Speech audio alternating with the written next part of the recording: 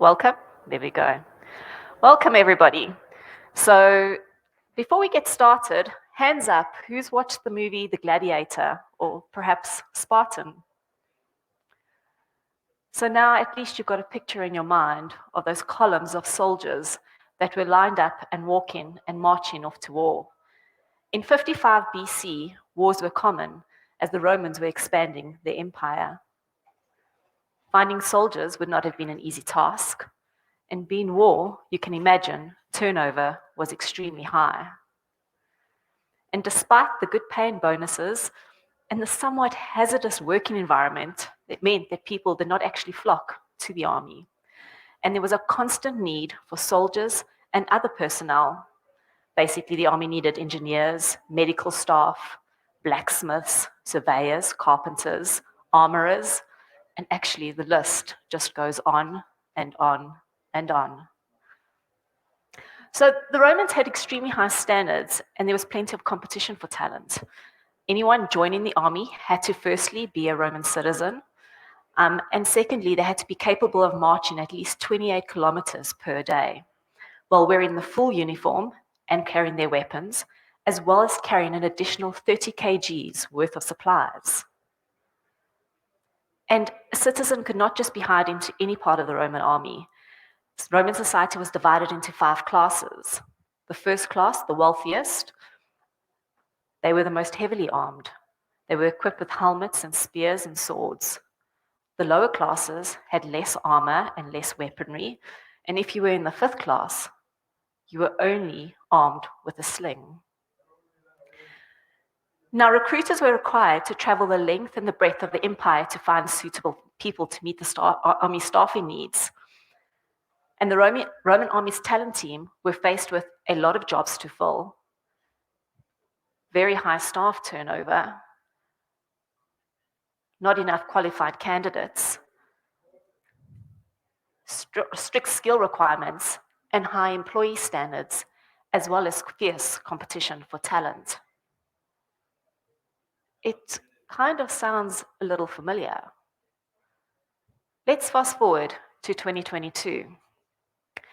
Now, the so-called Great Resignation, or otherwise known as the Big Quit, where employees have been resigning in droves, has added to the already high demand for skilled individuals. Post-COVID, people are reevaluating their careers. Experiences they had during the pandemic have made many people relook their work-life priorities, whether that's practical, related to work-life balance, their daily schedules, whether there was opportunities or possible even relocation.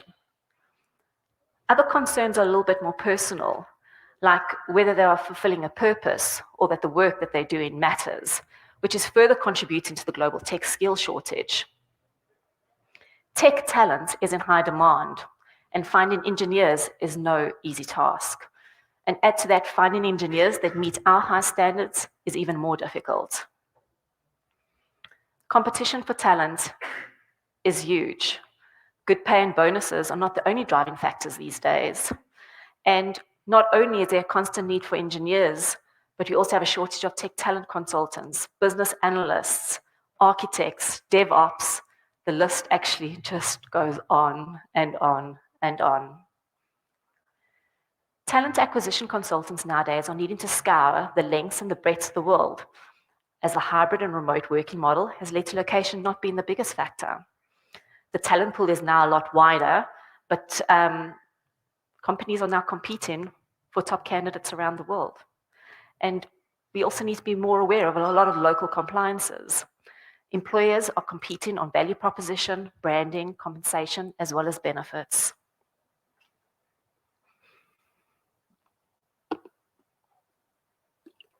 Our talent team is constantly being challenged by lots of jobs to fill, staff turnover, a shortage of skilled individuals, people that don't meet our skill requirements, our high employee standards, and a fierce competition for talent.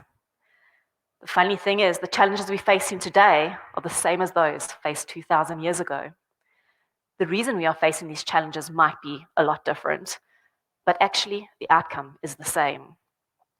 The more things change, the more they stay the same. The war for talent is real.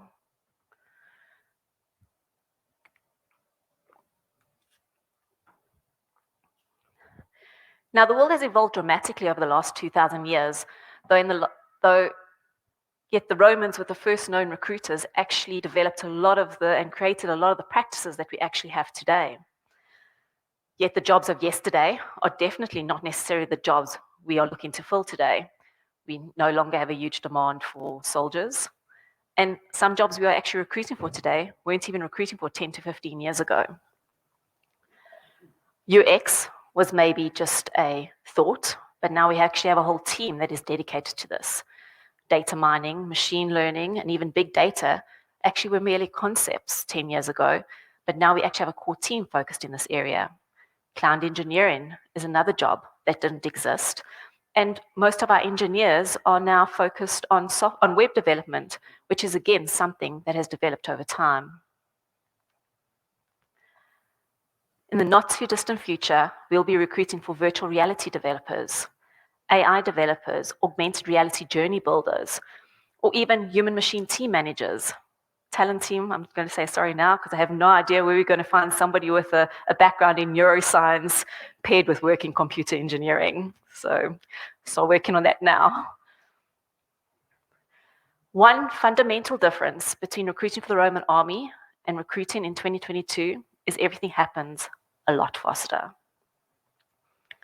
Thanks to technology and applicant tracking systems, our selection processes are quicker, and we can gain valuable insights regarding our processes and applicants to make better informed decisions.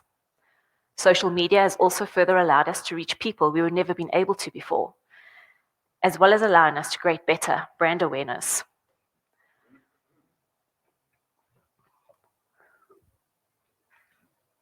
Now, there's a lot of talk around AI and how this will change the way the recruiters work, which has taken away the mundane tasks like screening CVs or posting job specs, thereby freeing up a lot of time and making the processes a lot quicker, to even mitigating personal biases or utilizing predictive analytics to identify applicant suitability, or by using intelligent bots to better the candidate experience by giving immediate feedback. I'm not sure if any of you have yet listened to Robert Jones's talk, where he tried to do a part of talent's job. He tried to use AI tools to predict whether someone would actually pass our technical assessment based on the CV provided, hoping to make talent's job quicker and more effective. The challenge was that the data sets that were presented were not clean at all, partly due to each individual's work patterns, education, and backgrounds being so varied and diverse that distinguishable patterns are very hard to identify in order to predict accurate outcomes. Humans are extremely complex creatures.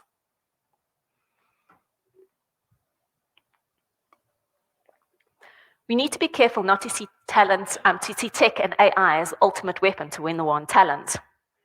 In Star Wars, the Empire saw the Death Star as the ultimate weapon in destroying whole planets, but they underestimated the tenacity of the rebellion, who refused to bow to technological terror. It's actually the same way a lot of people in talent feel about AI today. We cannot underestimate the power of the human mindset, the importance of relationships, and the interactions as we are evolving our talent processes. At the core of it all, talent acquisition is all about the people. We can introduce technology to make the processes a lot more effective, but it's the human element that cannot be forgotten. It's the relationships formed at each individual's need to actually add value. People are the core of any business. So, what is it that we can learn from the past when it comes to talent acquisition that is going to allow us to adapt to the advances in technology as well as the changing jobs landscapes so that we are not left behind? How do we adapt to make sure that old practices that we are still utilizing today are properly translated to the 21st century without actually forgetting the human element?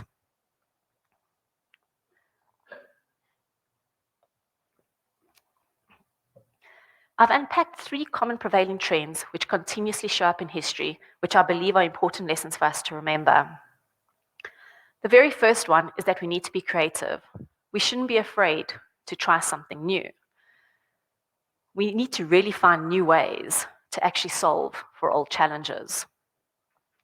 I'm going to bore you with a few stats now, so please bear with me. In the OfficeN 2022 hiring report, they said 1 in 3 engineers would be looking for a new job this year. Further, if we looked at the PNET Talent Outlook survey, it shows that there's a huge gap between the jobs that have been advertised compared to people looking for jobs.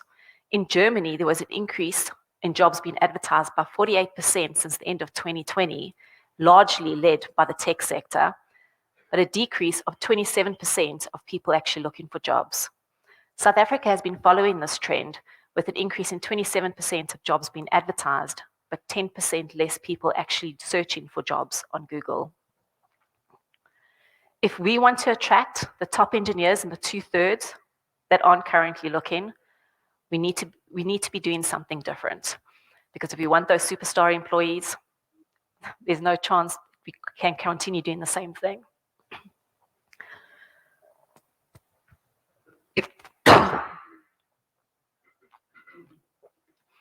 In World War II, an English code-breaking institute called Bletchley Park were trying to crack the German Enigma code, but they needed more minds. Around the same time in January 1942, the Daily Telegraph had been getting a lot of complaints that their cryptic crossword puzzle was way too easy. So they decided to run an exceptionally difficult crossword puzzle and time contest. The powers that be at Bletchley Park were watching, and the top 5 were recruited for their services. So what can we learn from this? Is that not everybody who we want to join BBD is available on the job boards or looking applying for positions or even on LinkedIn. We need to be looking elsewhere. We need to be trying something different. And this includes networking and building relationships. The ATC team has been doing a lot of work here, building up partnerships with companies like We Think Code to identify top students, giving guest lectures at universities, getting involved in tech societies, Robocar days, and game jams, all in an effort to encourage individuals in the tech space and to find those passionate about the industry. Further, we are creating networks and relationships by attending industry networking events like the AWS Deep Racer and utilizing social media to grow our brand awareness to ensure people know who we are. There's always a lot more innovation that can actually take place. In 55 BC, when Rome was at war and soldiers were scarce, Julius Caesar tried something new. He implemented the first known employee referral program. So, in the collections of the British Museum, there's a decree signed by Julius Caesar promising a reward to any soldier who brought another to join the army. It was a very generous one at that. It represented nearly 1/3 of the soldier's annual salary. It just proved how serious the Romans were about finding soldiers, just as we are quite serious about finding staff for BBD. For all of those that I would hope that you all know, and maybe some of you don't, BBD has its own employee referral program, which has been very successful. An ERP process is actually all about the relationships. The core fundamental aspect of this is that you refer someone that you have a predetermined relationship with. You know them and you trust them, and you believe that they are able to perform the role at a certain standard and will help BBD teams solve the challenging problems that we are trying to solve for our clients. Our ERP program is slightly different in that we're not only looking for soldiers and we're not only looking for engineers, but it looks across all functions within BBD. We also look at the Bursa and the grad ERP program. And a lot of people might ask, why is it that we do this? At the end of the day is we know that they are potentially our next CEOs or our superstars of the future. So by being creative with our talent acquisition processes and being open to trying something new, we will really set ourselves apart from the competition and stand out.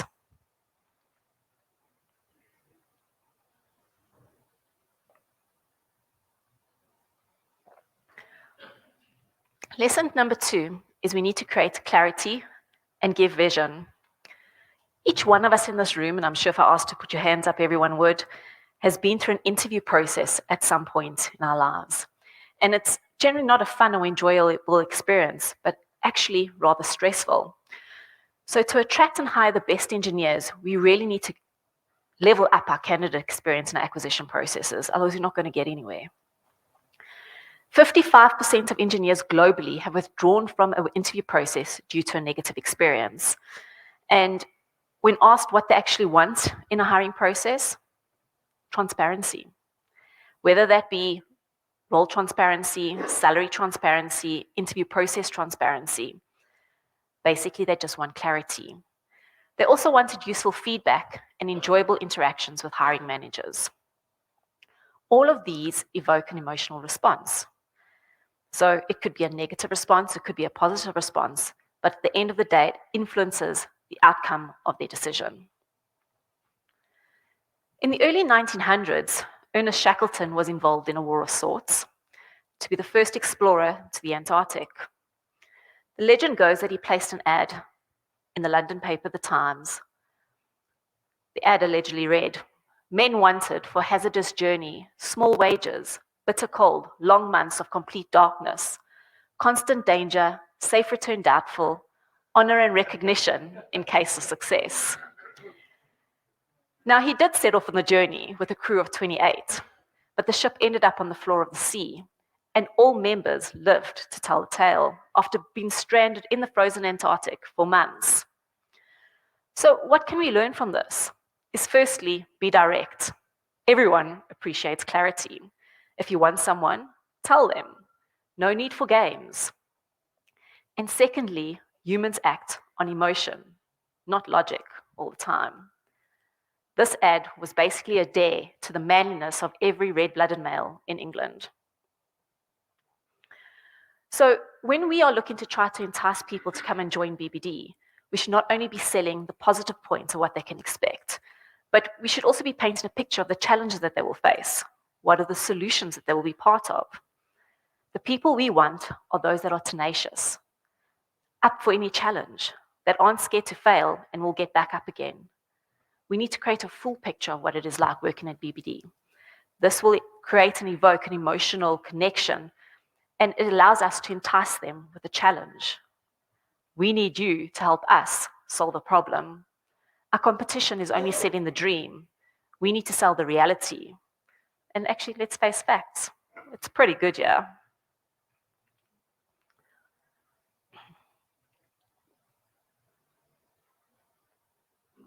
Let's go back to Star Wars. The rebels managed to unite a diverse squad that emerged successful despite all odds. The reason? They gave clarity and created a united vision. Banished the Empire's tyranny and restore freedom to the galaxy. Just as the rebels' insignia spurs hope and action, a unified brand image serves as a beacon for top talent. 92% of companies use social media for recruiting, so it takes a consistent voice to actually cut through all the noise out there. Employee advocacy is key for mastering the force of social media, as they offer genuine human glimpses into the company culture. We need to continue to tell our stories, as it really does give outsiders a glimpse in. By continuously creating a clear, concise vision of what can be expected, we are taking away the fear of the unknown. Humans do not like change. Transparency and honesty will ensure that we continue to bring the right people on board.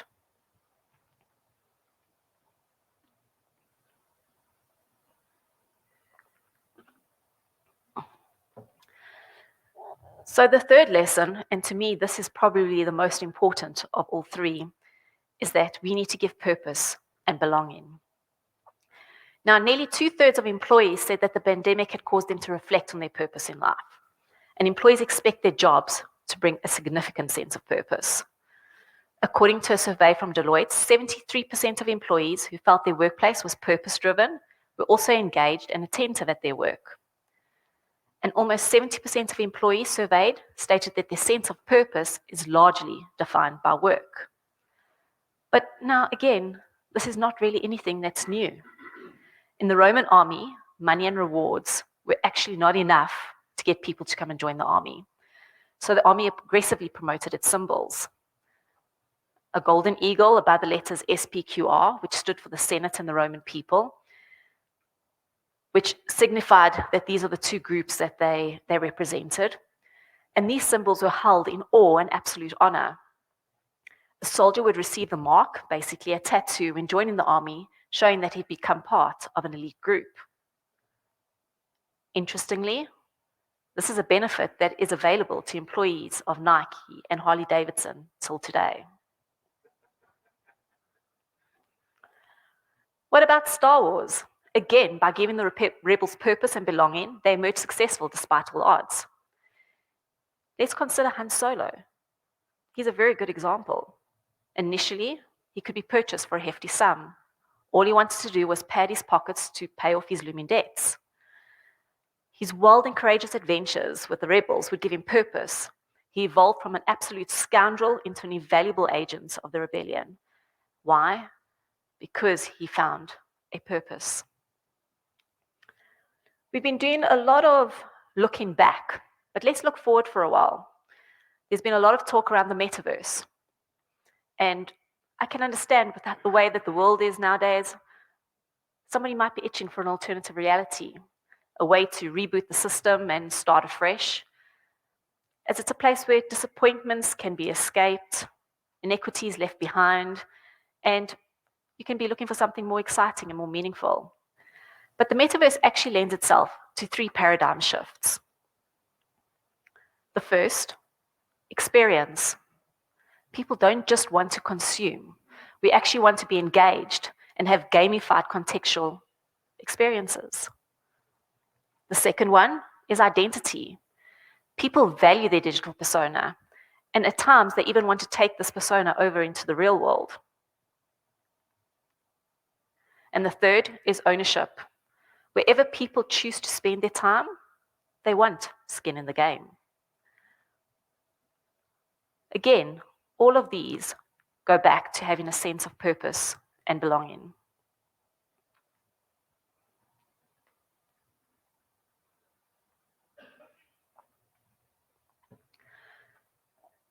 As again, these examples all relate back to 3 aspects where we all derive purpose for our lives. And these are the things that we actually need to promote when we are looking to bring people to join us at BBD. As there's no better way to sell our stories than to sell our experiences. Now, during the time that I've been at BBD, has not been that long, but I've been able to see what's been going on. I've seen how the business encourages and acknowledges all 3 of these. So you might be asking, what are these 3 aspects that I'm talking about? The first is purpose outside of work. We need to support people's interests and their hobbies, encourage work-life balance and individualism, whether that be them caring for their families, volunteer activities, hobbies, or even their interests. And this is something that we actually often see on our social media pages, where people are sharing their stories about how BBD is allowing them to live their purpose. And that's whether it's been part of a sports team, learning something new, or giving back to the community. The second aspect is where the majority of people get the most purpose, and that is from the work that we do. Not only do we want to be engaged with the work that we do, but we also want to see progress and feel that the activities that we are doing are actually providing meaning. And these all provide us with energy. At BBD, I think we are very lucky to be involved in various projects across industries that create a huge difference in people's lives. And it's not only the end users, but generally it's also the larger population as a whole. I'm sure you're all aware of the financial services and the work that we've done in the banking industry, where we've made your and my life easier because we've got less time that has to be spent in a queue. Or even the end users who are better able to support us and give us the information that they need because they've got the information at a touch of a button. Or even the Right Pharmacy project, where we enabled a large population to get their chronic medication by bringing it to them, instead of them having to use long, valuable time off of work to go and collect it, which would have affected their pay, their leave, and their productivity. The third is purpose from company. And this could be your company culture or even the employee experience. And yes, I know I'm speaking to the converted here, but I'm sure you can all agree BBD has a great company culture. A culture that encourages collaboration, innovation, and inclusion, that puts people at the core of all the decisions that it makes, which has allowed us to weather every single storm, never having to forfeit leave, reduce salaries, and continuously giving increases in bonuses. Not many companies can lay claim to that. We're also consistently recognizing people for the contributions to their teams, promoting upskilling opportunities, and giving them the agility to work on various projects and across industries. We can create a sense of belonging by allowing individuals to express themselves, whether this be physically or by sharing ideas, all creating a space for innovation. Now, this is a company culture that a lot of companies talk about, but the reality is very different. BBD does get it right.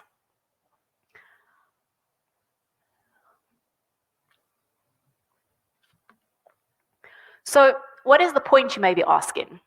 I've given a lot of examples of how we are getting it right, so why don't we just carry on doing what we are doing? But let's maybe look at what could happen if we do get it wrong. Again, let's look at Star Wars. Why was the Death Star overcome and the rebels deemed victorious? It could have a lot to do with the culture of the Empire. Clone stormtroopers were genetically modified to eliminate individuality and establish unwavering loyalty to the Empire. This blind faith made for formidable soldiers, but no independent thought means no disruption of the status quo and no passion. Skills can be taught.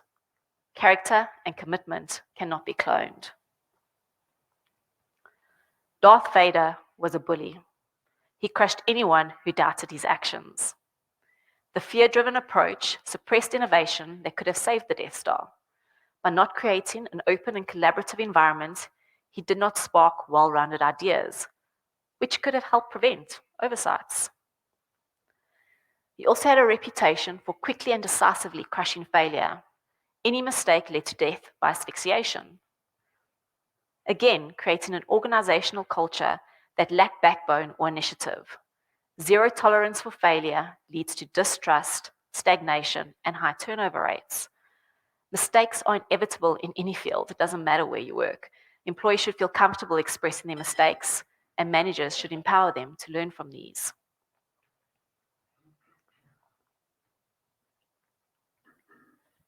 So what is the point? As talent acquisition processes are slowly evolving and technology and AI has been implemented to make our processes quicker and more effective and less time consuming, at the core of it all is a human. People are the center of the talent acquisition process, and we really should not lose sight of that. But by being creative in the way that we provide clarity and purpose, it will allow us to build a great diverse company working towards a common goal, doing good work. Another way to look at the three trends is by looking at the natural law of business, which are know, like, and trust. People do business with those whom they know, like, and trust. The same applies in talent acquisition. Potential employees need to know us, like us, and then trust that we are the place that they belong and that we will give them a sense of purpose. All of these principles go back to the human emotion and the connection. So if we are doing these, why are we still not ahead of the game? Why are we not winning the war on talent? Perhaps we can do a bit more? Or is this that the war can just not be won? I truly believe that the only way that we are going to get this right is by realizing that the war for talent is not only the talent teams or management's problem, but is something that every BBDer can play a part in. Not only by sharing your stories on social media and possibly even being brand ambassadors by wearing your BBD kit, but by working closely with the talent team in building collaborative relationships that not only strengthen our internal culture, but is also going to be able to leverage off our external networks, different people's interests and relationships. You are all the best people to identify the people that you actually want to work with. You know the work you do, the solutions that you create, and the experiences of working at BBD. BBD is its people, and we cannot be a great company without you. We need you. Thank you.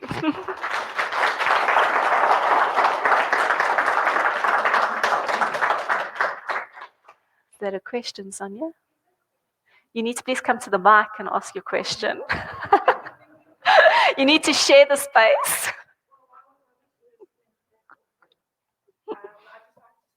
Very much. That was an excellent talk. You mentioned right at the end that you need us, we as the BBD brand ambassadors are the ones that would be, helping and all of that kind of thing.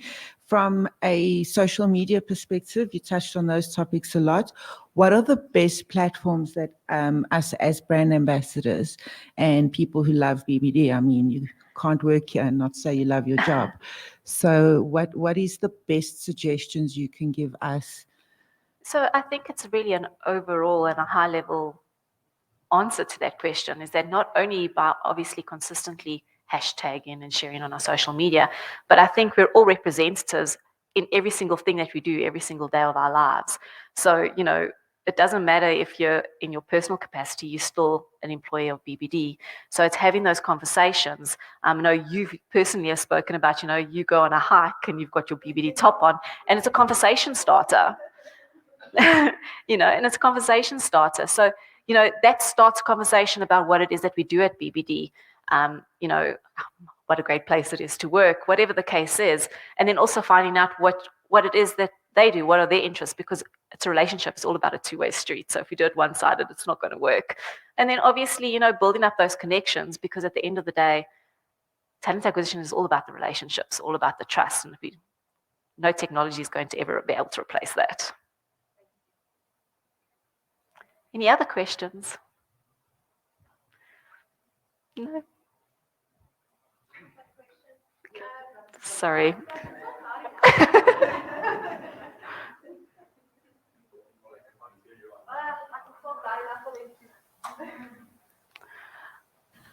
So my question is, there's been a shift. So from many years ago, plenty candidates would be competing against each other for a top company.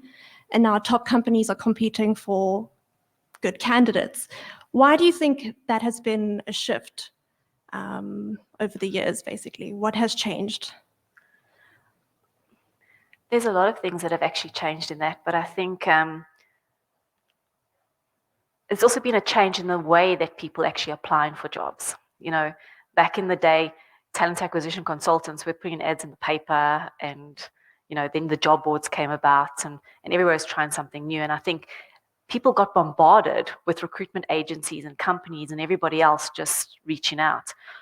What's happened now is, as it's developing, the roles that we are trying to fill have become a lot more complex, first of all.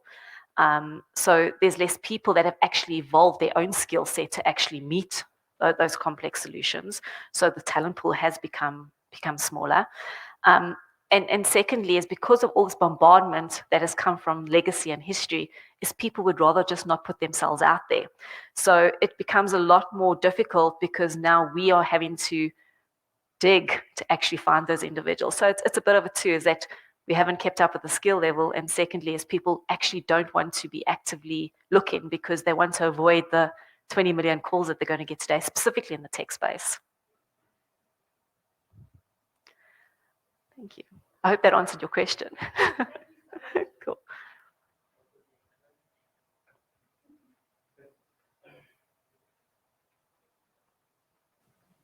Hey, Natalie. How's it? Hey. So you mentioned something about the way the recruitment space is right now. It's a bit the way it was back then in terms of the comparison. And looking at the tech space and the way we source our software engineers, is there a different way of sort of conducting the interviews, or a sort of an innovative way, and looking at the space that sometimes good software engineers are sort of introverted, they're not social. Some can even sort of articulate what they can do, but the moment they sit down, they can do it. Yeah. So is there sort of that innovative way to cater for that within their space and within that competitive environment? So I don't know if Russell's here. No. So his assessment would be one of those things, really, because obviously like to avoid the interviews. Not everybody can talk what they actually can do. And therefore the assessment is in place. Whether that's innovative or not innovative, because I think everybody is doing that nowadays to basically narrow down the space that it takes from a recruitment process. It comes back to humans being complex, because not all engineers are introverted. To me, it's more about the hiring managers and the decision makers need to be more trained to actually have a better overview when they're actually interviewing people, to actually be able to acknowledge the strengths and weaknesses and realize that we can't all be the same. Because if we're all the same, we're actually not going to be able to solve the problems that we need to do. So it's about utilizing what we have, but unfortunately, the part of that interview process is never really going to fall away, because at the end of the day, it is, again, all about relationships and you being able to work with people that you actually like.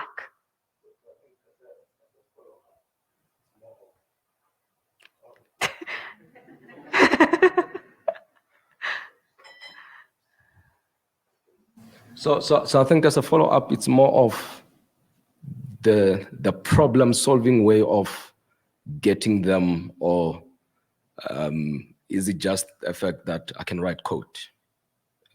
If that makes sense in terms of how we're recruiting the people. Obviously, we source the best people we can. Yeah, so I think it's also multiple, because obviously we also recruit based on potential. So if you can solve problems and you've got the right attitude, then obviously we can develop an individual. But you need to have some sort of baseline of code in order to actually do a certain level.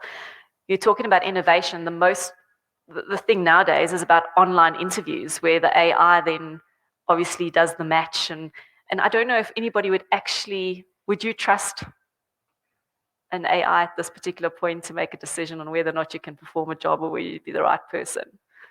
Max.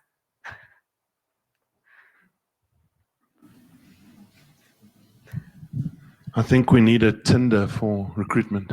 Can I tell you that actually recruiters do use Tinder for recruitment? No, like a specific swipe True left, story. swipe right, you know. I can really relate to what you were saying. I was recruited into BBD many years ago. When Tom came and did a course at the bank where I was working, and he told me lovely stories about BBD and how much, fun they were having and how much money they were earning. And, I spoke about this Russell creature as well. So I was wanting to join BBD very desperately after that, and it took a long time to actually join them. But yeah, I think it is really, I think you're saying we should actually have more hobbies and meet more people. 100%. Which is, it's hard when you're introverted, but yeah, find your buddies in cycling, actually put yourself out there, and you will make some mistakes. I've made some mistakes as well, but it's not always just about the assessment.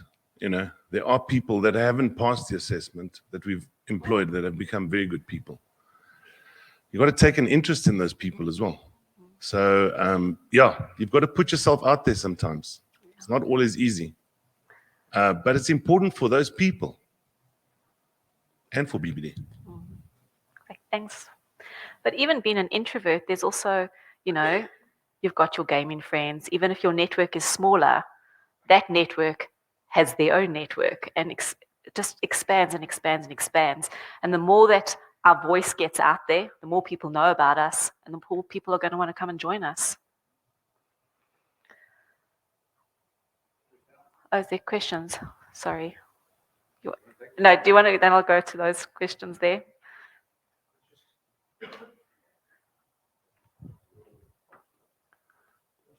So if is BBD kind of gone a little bit back towards pre-COVID with a not the online type interview? Because I've been in both worlds as well, and I've found a lot more opportunity to evaluate passion, commitment, enthusiasm, dodginess, face to face. No, it's true.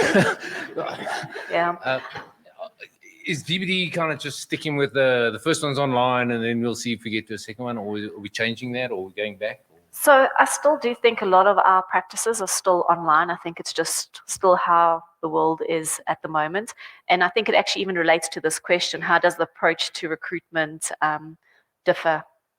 Because we've got offices all over the world, where that online then face-to-face does become a little bit more difficult when a lot of the hiring managers or decision makers are sitting in another country. So again, it's all about, we are still doing the Teams interviews. I don't think I've maybe seen 2 face-to-face interviews in the last 6 months. But then again, it's all about being able to pick up on the subtleties in those meetings, making sure that the cameras are on, asking the right questions. And then again, it comes back down to making sure that the people that are actually doing the interviews are trained to actually pick up on those differences. It is a lot more difficult. And I've even had stories of people doing an interview and the person that shows up on the day are 2 different people.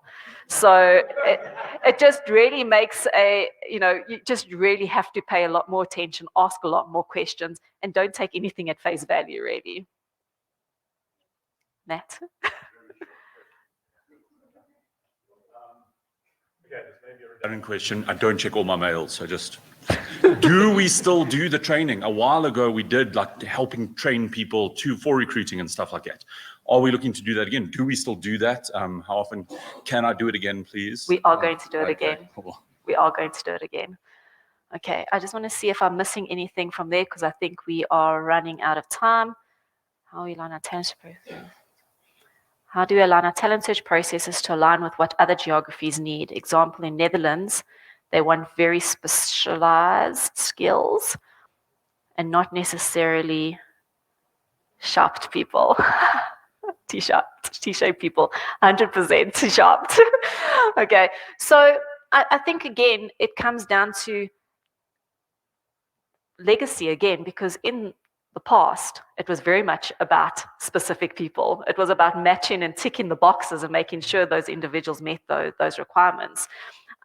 I think the evolving to actually understanding the person and seeing the potential is probably the more difficult than actually what they do in the Netherlands. There, it's just really about digging through every single haystack that you can find to try and find the actual skills that they're actually looking for, because they are so specific, and that's probably the more difficult. It's not about actually ticking those boxes. It's about finding them, and that's why we need you. That's the whole point of today's talk.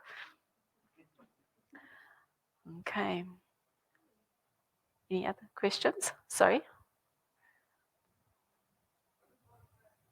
The QR codes. I can't remember what I was supposed to say about the QR codes. There's a lot of information in this here today. Oh, look under your chairs for QR codes.